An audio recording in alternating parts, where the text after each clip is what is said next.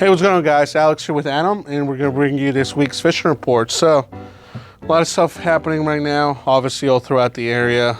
There's a lot of fishing opportunities as we speak right now for all kinds of stuff. I know you've been catching a whole bunch of different stuff, different species, so as I. And let's talk about some of the perch fishing and whatnot that we've been encountering here in the area. Yeah, for sure. So perch fishing has been really good. You can throw stuff like this Chesapeake sabiki. You can put some grass shrimp, you can put some bloodworms, some fish bites on there. On the lure side, you can throw something like this little rattle trap. It's got some noise, it's got some flash, it gets them pretty fired up. A lot of times what I've been doing is shallow water fishing. The perch have been kind of pushed right up tight to those rocks, feeding on, you know, little silver sides, little minnows, stuff like that. And yeah, so the perch fishing's been pretty good recently. In terms of bottom fishing, there's been tons and tons of spot and croaker around, and you might find some other random species mixed in there too. But same thing on this Chesapeake sabiki, you know, you can drop it in a whole lot of different places, ledges, those artificial reefs. Again, up by the rocks like where the perch are, tip it with some bait, throw a weight on there, and you should get into some bottom fish. Yeah, I mean, touching on that, a lot of different areas you can do this at, and if you're on a boat, obviously, like you mentioned, reefs, any kind of structure is going to be key for this type of fishing. Specifically with the sabikis or any kind of, you know, high and low.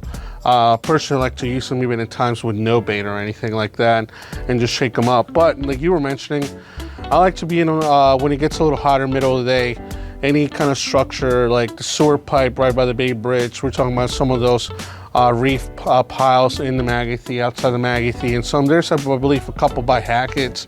And there's a lot of areas where you can find this information online, where you can find all these numbers and you can have the actual reef numbers so you can go there. I know some guys were catching some actual keeper croaker just north of the Bay Bridge, which is, you know, pretty good for this time of the year, since we typically don't see too many of them anymore. And even some small flounder all throughout the area while bottom fishing. So get out there and try that out. And then let's talk about rockfish here. I know everybody's been fishing shallow and some deeper stuff. Myself got out there this past week fishing just right at the pilings on the Bay Bridge, and good amount of fish. I mean, not the bigger side on the, you know, on the rockfish, but mainly everything was on the slot size, 19 to like 24 inches. And one thing I kind of keyed into was smaller profile baits when you're jigging. You know, most guys are throwing the 6-7 inch bigger stuff. I found out that these 5-inch to 4-inch streaks were the key, since everything they're feeding on is kind of about that size. And even at times when they got deeper, where I just wanted to bounce bottom, the metal jigs, specifically the little bunker by LJ Jigs here, was the key, just getting it down. Water depth, there's no consistency on that, right? It's fishing pilings, so you're going to be able to find them all throughout there. I'll say my range of fishing that day was anywhere from 10 to 40 foot of water. So just kind of moving on throughout the pilings and casting these around and hoping to get some fish, not spending too much time on each piling, and was able to pull probably, you know, 20 some rockfish and a whole bunch of other stuff with that.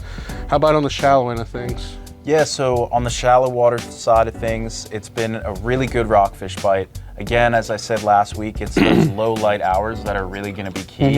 It's those sunrise and sunset hours. You got to get out there early, get out there late. The topwater bite has been on fire. You could throw something like this one knocker spook here. We just got these new into the store. They're really awesome. They got a single tungsten rattle, put off a really nice noise. They walk really well. And if you have a cloudy day or a rainy day, you may find that topwater bite extending a little bit past those sunrise hours. I mean, I was catching topwater fish all the way up until noon yesterday. So you find the right spot, you find a rock bar, some riprap somewhere where the fish can be pushing bait onto. Pilings, same thing, like people's docks and piers. Any of that stuff, find that shallow water structure and you should find some rockfish. Yep, get out there into the rivers, guys. Severn River, I will say, you know, like you said, early in the morning has been productive. Poplar Island, same thing. Pretty much anywhere in the area, any of these tidal rivers will produce fish. Just got to get there early. Yep. And that's the biggest thing this time of the year. It's a little early. Yeah, So absolutely. other than that, we've been seeing a lot of puppy drum mixed in and some other stuff like speckled trout and flounders down south. Even here, they've been catching a lot of small puppy drum while doing any of this. I mean, it's been one of those summers where we have a mix of things.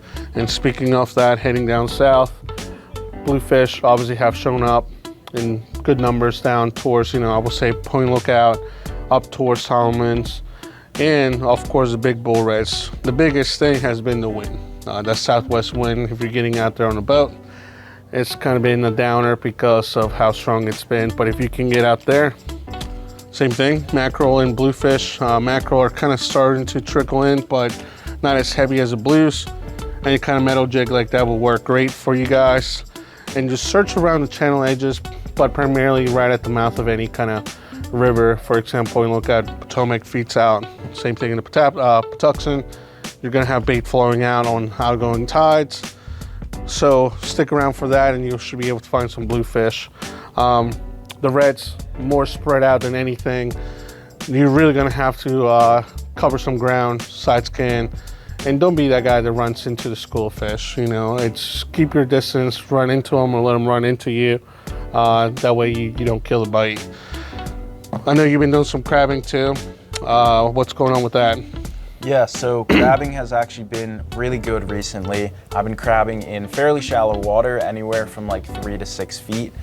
Pole traps have been great. When it's not too windy, the hand lines have been really good too. Nice. If you're on private property, you could throw out some pots as well. Fresh fish works really, really great. Whether it's, fresh spot, you caught on your sabiki, some perch, something like that.